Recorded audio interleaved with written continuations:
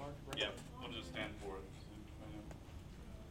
It's the London Interbank Offering Rate. It is a benchmark rate used in a lot of financing terms of loans, similar like the prime rate, prime plus London. London what? It's a London Interbank Offering Rate. Very common in financial and debt instruments. So it's a benchmark for establishing what an interest rate to be received or paid is, and it's actually just it's a rate that's set between lending between banks actually in London.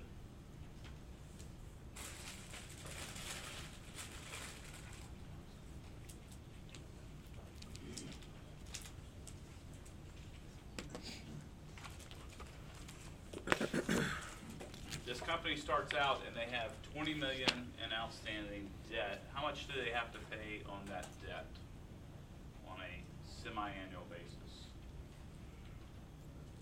Whatever the interest is. LIBOR plus 1, right? But it's variable. That's the key here. This is a variable rate. Has anyone dealt with a variable rate before? Sometimes you might have it with a loan or credit card, car loan, whatever it might be. What are you subject to? You're subject to increase in interest rate, right? What does that do? Well, it potentially has a big effect, especially if you're talking about a large dollar amount like $20 million. So they have a variable rate, and they're concerned about that because what are they concerned about? If you have a variable rate, what are you concerned about? Rates are going up. Rate going up. That's correct. So they enter into a transaction with this bank, First Bank of Boston. If we didn't have that name in the First Bank of Boston in the nomenclature of derivatives, what are they known as? That is starts with a C. This First Bank of Boston, that's who they enter into. We've got two parties, Hauser and Corporation and First Bank of Boston. Nope. This is a derivative instrument. They've got this loan from some other.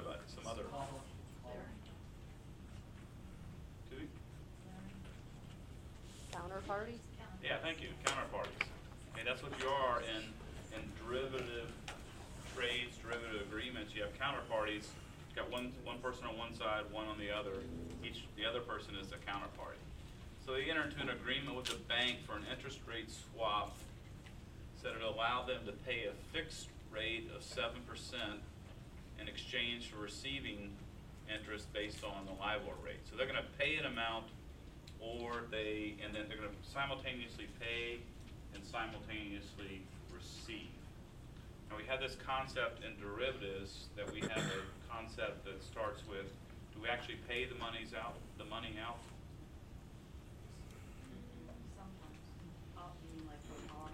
Sometimes, but what's a kind of a theme that goes with derivatives that we can do when we actually settle things? It's called net settlement, right? So we have this net settlement.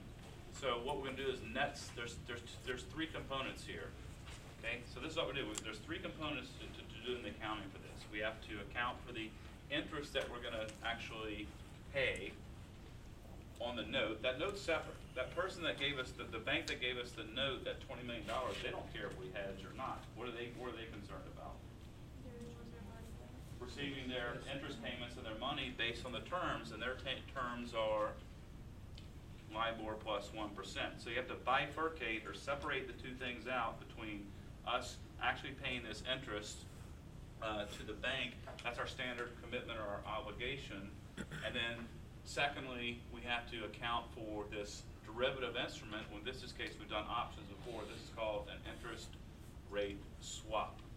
And what are the terms of that? Well, we're going to pay 7% in exchange for receiving interest based on LIBOR. For what amount? Well, we're going to do it for this $20 million, which is the notional amount. That's the note. It's also the debt amount, but it's also the notional amount. So there's three components. We have to account for the interest payments on our regular debt that's outstanding. Then we have to establish we'll have to record the value of the swap. Here's the value of the swap down here. It's given, and what value do we record that at?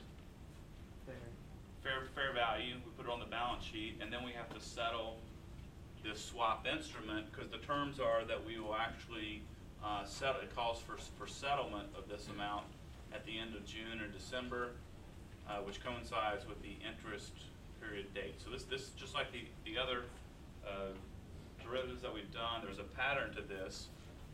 It's highly effective in offsetting the cash flows, so we're going to classify this as a cash flow hedge, which means which account can we use in a cash flow hedge? Other comprehensive income. That's correct. So, yes? What happened on the settlement date after that? Did we set up the interest rate or? Yeah, well, we've got these different dates, so it's going to reset every 6 months. So the first settlement date that we're going to have for the interest rate swap portion is going to be June 30th, 2003. Why is that? Because it tells us that the terms of the swap are good at the end of June and December, and we start this at the beginning of July 2002. So let's go through an example here, and hopefully it'll clarify this. So remember, the first thing we need to do is calculate our interest expense based on the note that we have outstanding. So we got to calculate this interest expense of the 20 million as of December 31st, 2002. So what interest rate are we going to use for that, to make that calculation? 8, which is? LIBOR plus 1. Yeah, LIBOR plus 1. So LIBOR is 7%. This is when we're starting the period. We still got a 20 million outstanding plus 1. It's going to be 8%. So solve that and come up with your entry to record interest expense for the first period.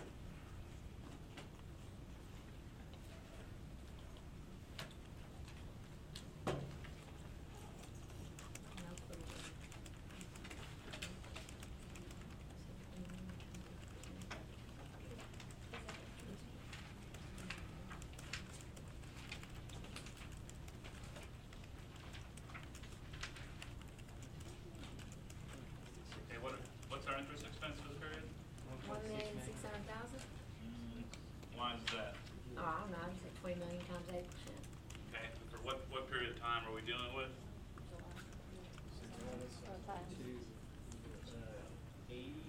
Divide that by 2 then. Yeah, we're doing in 6 months increments. So 800 dollars. Yeah. So how would we do that? How would we make that journal entry? You get interest expense and Interest expense and cash.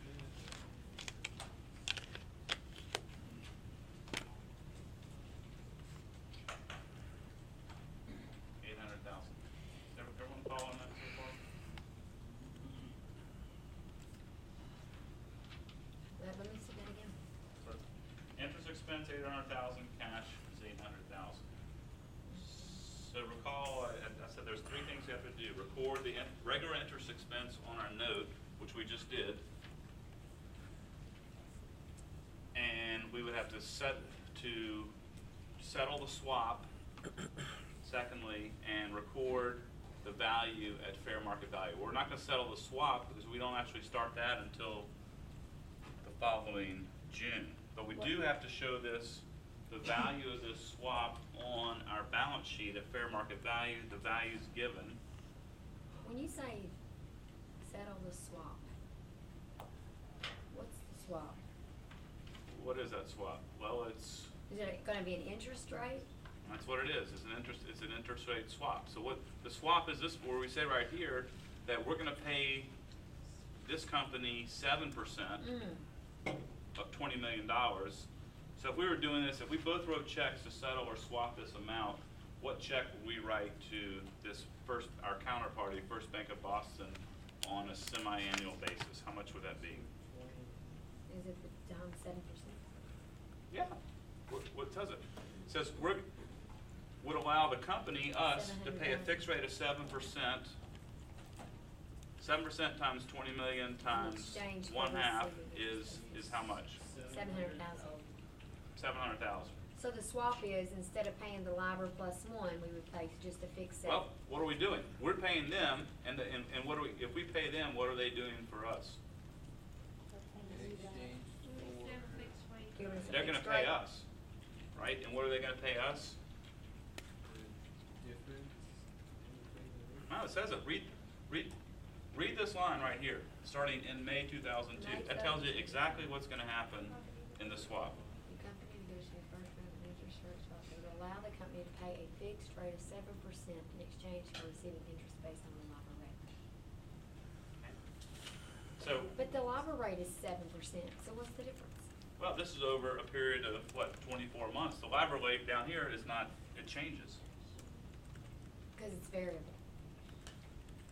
The Huh? LIBOR rate is a benchmark that's published. Why is it changing?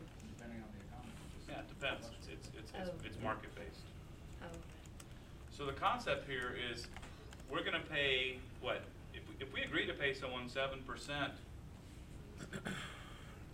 for 24 months on 20 million, what are we gonna pay them every 24 months, every 6 months? How much money? 700,000. Okay, we agree to pay somebody 700,000 every. Now, separate these two. There's two things going on. We have this $20 million that we have a separate rate on. We just recorded the interest expense. Now we've got a separate. We've got a separate derivative instrument here, and that we're going to pay $700,000. But if we're not giving $700,000 to somebody for nothing, what's going to happen in return? Do they give us different? they're gonna give us. they're gonna give us 800,000? What does it say? They're gonna give us interest, they're gonna give us 7% interest. I mean, it says it right in the verbiage. What are we expecting to receive? Interest based on the LIBOR. Interest based on the LIBOR rate. So it's not gonna, that's not 800,000. It could be. But what are we gonna receive? We're gonna pay them 700,000, and they're gonna, that's the 7% of the 20 million, and they're gonna pay us whatever the LIBOR rate is for that notional amount. So that amount, is the LIBOR rate changing? Yes, it is. So if it's greater, then we have a gain? Yeah, right. And if it's less, we have a loss? Potentially, we have to do the accounting for it, but what happens if it goes up above 7%? You're The making LIBOR. money. You'll still We get pay them 7%. 700,000, they're gonna pay us what, maybe, More Little than bit of- yeah, 720, 740, 780, whatever it is. But think about this, yes. Yeah, but isn't that a fixed rate of 7%? No, that's the. That's one part of it, okay? See, this is the whole thing of the whole concept of counterparties. We're paying, right? This has nothing to do with the $20 million interest expense that we just recorded. It's a separate deal.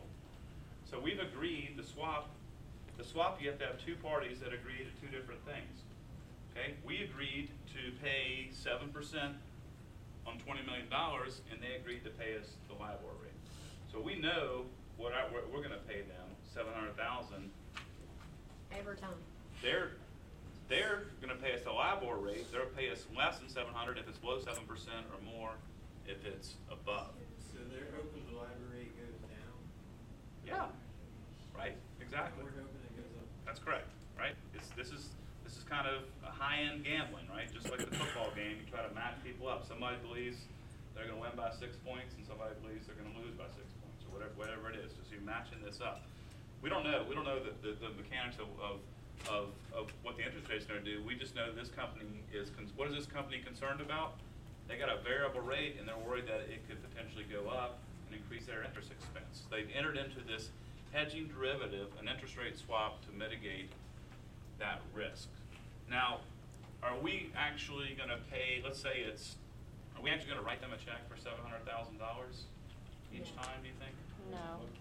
No, because we have this concept of net settlement. Think about this, if you just have dealing with a friend of yours, and you owe them $100 and they owe you 50, okay? Are you actually gonna give them 100 and they give you 50? No, you You don't. might, somebody's just gonna come up with $50 and call it even, right?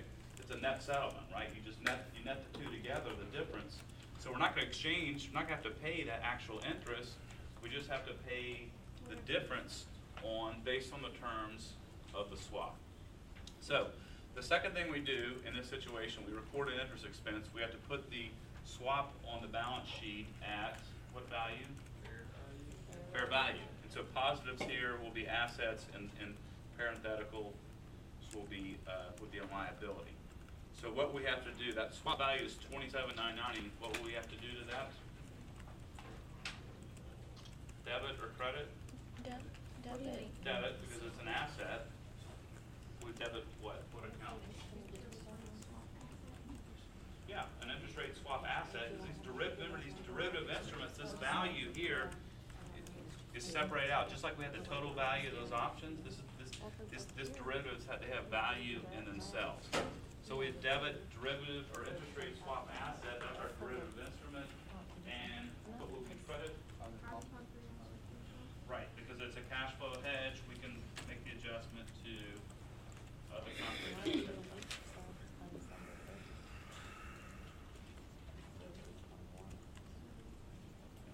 Now those numbers, that value is just given, right? That's given, that's correct.